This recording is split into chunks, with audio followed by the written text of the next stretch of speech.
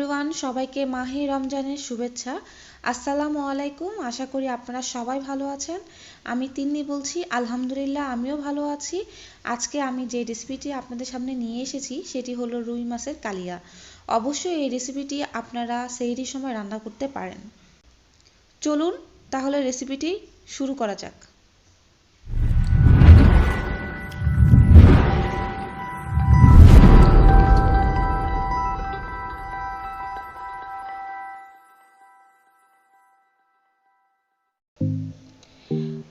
আমি একটি বড় রুই মাছের 4টি পিস নিয়ে নিলাম। আমি এই 4 টুকরা রুই মাছের আমি হলুদ, মরিচ, ধনিয়া একটু লবণ দিয়ে মাখিয়ে নিলাম। আমি একটি প্যান নিয়ে নিলাম। আমি এই প্যানের ভিতরে সরিষার তেল দিয়ে দিলাম। আমি এই সরিষার তেলটা সারা প্যানে সব জায়গায় মিক্সড করে নিলাম। আমার তেলটা হালকা গরম করে নিতে হবে। তেলটা হালকা গরম হয়ে গেছে। আমি এর উপরে এখন আমার আগে থেকে মাখানো মাছগুলো আমি ছেড়ে দিচ্ছি এক এক টুকরো করে। আমি 4 টুকরা মাছই প্যানের উপরে দিয়ে দিলাম। মাছগুলো আমি হালকা ভেজে নিব।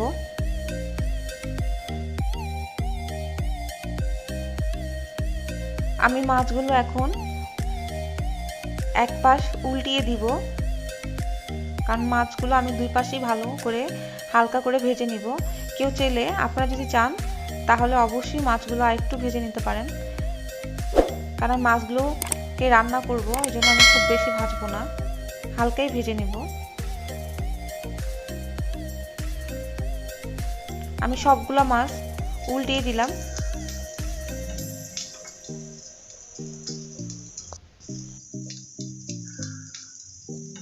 মাছ ভাজা হয়ে গেছে। এখন আমি ওই প্যানে 2টা লাল মরিচের টুকরো দিয়ে দিলাম। আমি এখন একটা তেজপাতা দিয়ে দিলাম।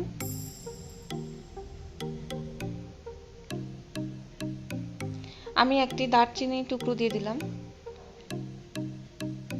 এখন আমি এর ভিতরে 2টা এলাচি পিস দিয়ে দিলাম। এর মধ্যে গোলমরিচ ও লবঙ্গ টুকরো দিয়ে দিলাম। এখন সবগুলো উপকরণ একসাথে নেড়েচেড়ে নিব।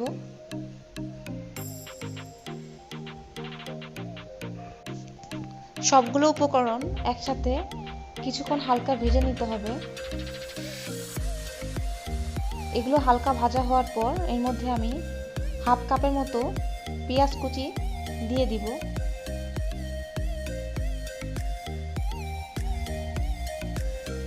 পেঁয়াজ কুচি দেওয়ার পর আমি সবগুলো উপকরণ একসাথে আবার হালকা ভেজে নিব। পেঁয়াজটা হালকা ভাজা হয়ে গেলে আমি এর মধ্যে মাঝখান দিয়ে কেটে 3 টুকরো কাঁচামরিচ দিয়ে দিব। এই সবগুলো উপকরণ একসাথে আবার ভেজে নিব। সবগুলো উপকরণ হালকা ভাজা হয়ে গেলে এর মধ্যে আমি টমেটো কুচি দিয়ে দিব। টমেটো কুচি দেওয়ার পর আমি সবগুলো উপকরণ একসাথে আবার মিক্সড করে আবার হালকা ভেজে নিব। 2-1 মিনিট ভাজার পর আমার উপকরণগুলো সবগুলো হালকা ভাজা হয়ে গেছে। আপনারা দেখতে পাচ্ছেন কালার হালকা চেঞ্জ হয়ে গেছে। মিশ্রণটি ভাজা হয়ে গেলে 1 কাপের থেকে একটু কম পরিমাণ পানি আমি মিশ্রণের উপর ঢেলে দিব। আমি পানিটা ঢালার পর সবগুলো উপকরণ একসাথে নেড়েচেড়ে নিব।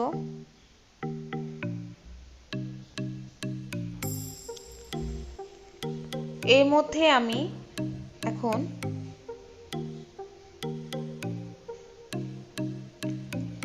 হাফ টিস্পুন ধনিয়া গুঁড়া, হাফ টিস্পুন মরিচের গুঁড়া,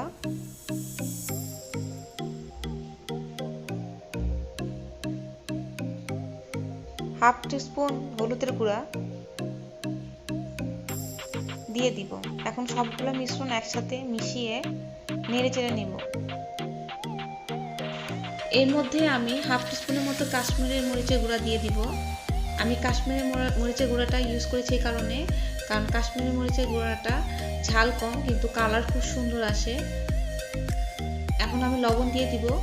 লবণটা আপনাদের স্বাদ মতো, লবণ যে যেরকম খেতে পছন্দ করেন সে পরিমাণ লবণটা ইউজ করবেন। কেউ লবণ বেশি পছন্দ করে, কেউ লবণ একটু কম খায়। সবগুলো উপকরণ একসাথে নেড়ে চেড়ে নিব।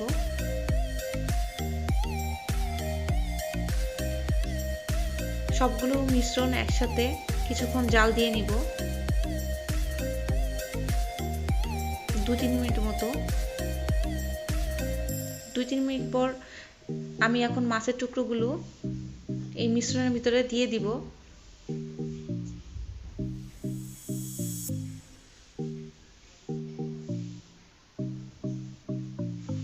মাছের টুকরোগুলো আমি দিয়ে দিচ্ছি। যে মাছগুলো আমি আগে থেকে হালকা ভেজে নিয়েছিলাম ওই মাছের টুকরোগুলো দিয়ে দিলাম। এখন আমি ঢাকনা দিয়ে ঢেকে দিব 5 মিনিটের জন্য।